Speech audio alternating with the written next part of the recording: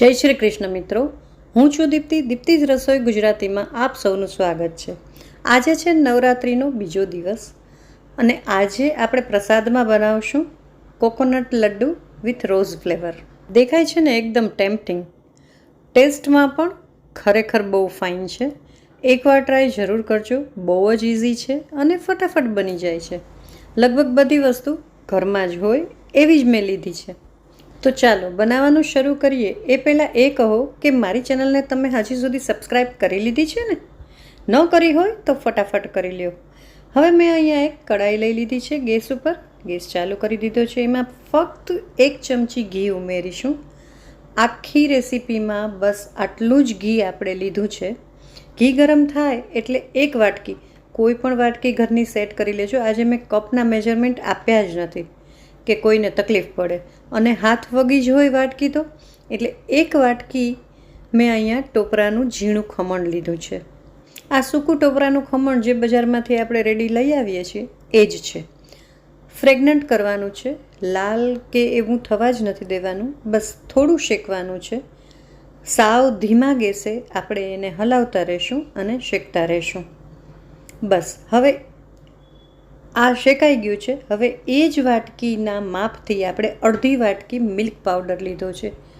કોઈ પણ milk powder લઈ શકાય, પણ મોળો, વિધાઉટ શુગર હોય એને પણ હલાવતા રહીશું। હલાવવું ખૂબ જરૂરી છે, નહીંતર મિલ્ક પાવડર નીચે ચોંટવા માંડશે।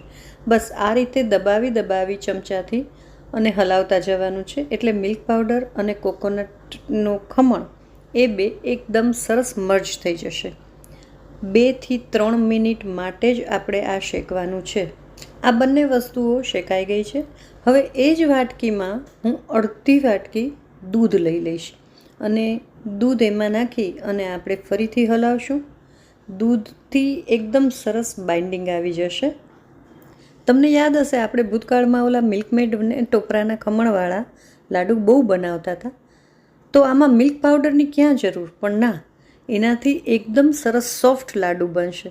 ટોપરાનું ખમણ થોડુંક ગળામાં અટકે, મિલ્ક પાવડર નાખીને બનાવશો ને એટલે એકદમ સરસ તમારા સોફ્ટ લાડુ તૈયાર થશે। ચાલો અહીંયા આટલું રેડી થઈ ગયું છે। હવે આપણે મિલ્ક મેડ કે મીઠાઈ મેડ કોઈ પણ ટાઈપનું કન્ડેન્સ્ડ મિલ્ક 1/4 વાટકી એટલું નાખશું। બધું એકદમ સરસ મિક્સ થઈ જાય અને થોડું મિશ્રણ ડ્રાય થાય ત્યાં સુધી આપણે ધીમે તાપે, આમાં ક્યાંય ગેસ ફૂલ કરવાનો જ નથી, ધીમે તાપે આપણે હલાવતા રહીશું। મિશ્રણ રેડી થઈ જાય એટલે એને એક બાઉલમાં કાઢી અને થોડીવાર ઠંડુ થવા દઈશું। મિત્રો, તમારા માટે હું જે નવા વિડીયોઝ ઓલમોસ્ટ ડેઈલી લેતી આવું છું, તમને કેટલા ગમે છે એ કમેન્ટ કરીને જણાવશો અને કઈ ટાઈપની વાનગીઓ તમે શીખવા માગો છો એ પણ કમેન્ટમાં જરૂરથી જણાવશો। વિડીયો ગમે તો લાઈક કરજો। રોજના પ્રસાદ મારી સાથે નવરાત્રિમાં તમે પણ નવા બનાવો। ગેસ બંધ કરી દીધો છે। મિશ્રણને એક બાઉલમાં ઠંડુ કરવા કાઢી લેશું। આટલું ગરમ મિશ્રણ આપણાથી હાથમાં ના લેવાય, એટલે થોડીવાર એને ઠંડુ થવા દેવાનું છે। હવે આપણું આ મિશ્રણ બરાબર બન્યું છે કે નહીં એ કેમ ખબર પડે? થોડુંક હાથમાં લઈ અને આપણે દબાવીને નાની લાડુળી વાળી લેવાની। જો એકદમ સરસ રીતે વળે એટલે એ માનવું કે મિશ્રણ તૈયાર થઈ ગયું છે, નહીંતર હજી તમારે થોડુંક પકાવવાની જરૂર છે। ટોપરાનું ખમણ હોય એટલે થોડુંક બાઇન્ડિંગ ઓછું હોય છતાં પણ હવે ઠંડુ થઈ ગયું છે। અહીંયા મેં સૂકું ટોપરાનું ખમણ થોડુંક અલગ લઈ લીધું છે। Rose essence, red food colour અને થોડોક એટલે કે 1 ટેબલસ્પૂન જેટલો ગુલકંદ લઈ લીધો છે। આપણે રોઝ ફ્લેવર આપીએ છીએ એટલે મેં અહીંયા ગુલકંદ લીધો છે। હવે થોડું મિશ્રણ જુદું કાઢી એમાં હું આ ગુલકંદ લઈ લઈશ, રોઝ એસેન્સ લઈ લઈશ। રોઝ એસેન્સ ના હોય તો પણ ચાલે, કારણ કે ગુલકંદમાં એની ફ્લેવર છે જ, બહુ સરસ ફ્લેવર આવે છે રોઝ એસેન્સ નાખવાથી। અને થોડું રેડ કલર, તમને કેટલો રેડ જોઈએ છે, કેટલું પિંક જોઈએ છે, એકચ્યુઅલી આ પિંક થશે એટલો કલર નાખવાનો। અને હા, જો તમારે રોઝ ફ્લેવર ના દેવી હોય તો આ જગ્યાએ તમે ઇલાયચીનો પાવડર કરી અને એ પણ ઉમેરી શકો અને વ્હાઇટ કલરના સિમ્પલ લાડુ પણ બનાવી જ શકો।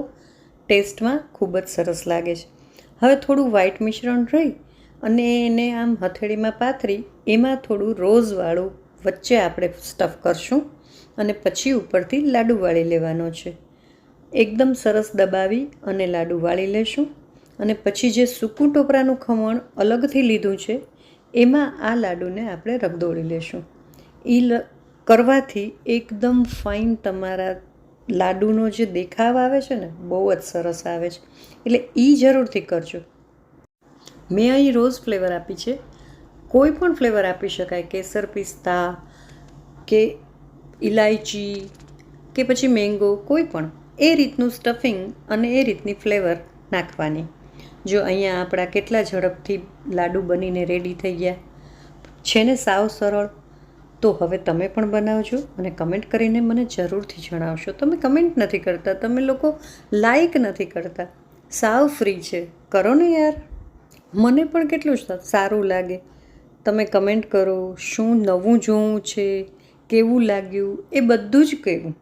જો હવે આને આપણે કટ કરી લેશું અને વચ્ચેથી હું તમને બતાવું કે લાડુ અંદરથી કેટલા સરસ દેખાય છે. આ મેં અત્યારે નવરાત્રિમાં બનાવ્યા. દિવાળીની મીઠાઈ તરીકે પણ તમે લોકો આ બનાવી જ શકો. કરવામાં ઝડપથી થઈ જાય છે, ઇઝી છે અને બધી વસ્તુઓ લગભગ ટોપરાનું ખમણ, કન્ડેન્સ્ડ મિલ્ક પાવડર આ બધું લગભગ ઘરમાં જ હોય. તો આજનો વિડીયો કેવો લાગ્યો જરૂરથી જણાવશો. આજના વિડીયોમાં ફક્ત આટલું જ. ફરી મળીશું. આવજો.